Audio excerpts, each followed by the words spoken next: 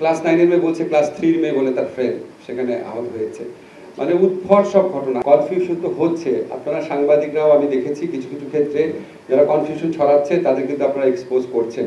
আমি আজকে সকালে কিছু ফুটেজ দেখেছি, আপনাদের অনেক ধন্যবাদ। দেখেন এরকম একটা এত শোক সন্তপ্ত একটা পরিস্থিতি, আমাদের সবার হৃদয় ভেঙে যাওয়া পরিস্থিতি, সবাই মানে কেউ নিতে পারছে না এই ঘটনা। এর মধ্যে যারা না জেনে দায়িত্বহীনভাবে গুজব রটায়, এর চেয়ে বড় অপরাধ তার হতে পারে না। তা আমরা খুব টলারেন্ট সরকার, আমরা সবসময় আপনার কোনো ক্ষেত্রেই যতটা পারা যায় সহনশীলতা বজায় রাখার চেষ্টা করি। বাট সবাইকে বুঝতে হবে যে আপনি যদি এখানে গুজব ছড়ান, এটা কত বড় ক্রিমিনাল অফেন্স হচ্ছে। আপনি অ্যাবসলিউটলি শিওর থাকলে সরকারকে জানান। আর আমরা তো ওইখানে একদম ওইখানেই তথ্য কেন্দ্র স্থাপন করেছি, ওইখানে তথ্য কেন্দ্র স্থাপন করে আমাদের নিয়মিতভাবে আপডেট দেওয়া হচ্ছে। নিহতদের পরিবারের পক্ষ থেকে কিছু বলা হচ্ছে না, স্কুল অথরিটি কিছু বলছে না।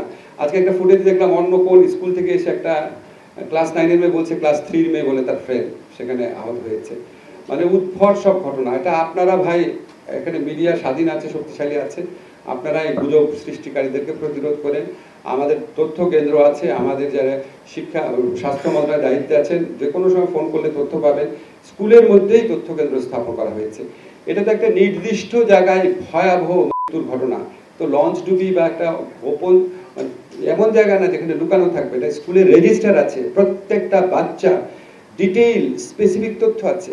কালকে যখন আমরা মাইলস্টোনে গেলাম, মাইলস্টোনের টিচাররা বিক্ষুব্ধ ছাত্রদের বলছে, আমরা এই যে স্কুলের রেজিস্টার তোমাদের হাতে দিয়ে দিলাম, প্রত্যেকটা শিশু এবং তার পিতামাতার নাম আছে, ফোন নাম্বার আছে, তোমরা চেক করে দেখো। এত ট্রান্সপারেন্টলি করা হচ্ছে। গুজব থাকলে ওটা আপনারাও একটু চেষ্টা করেন, আমরা তো সত্য তথ্য জানানোর চেষ্টা করছি।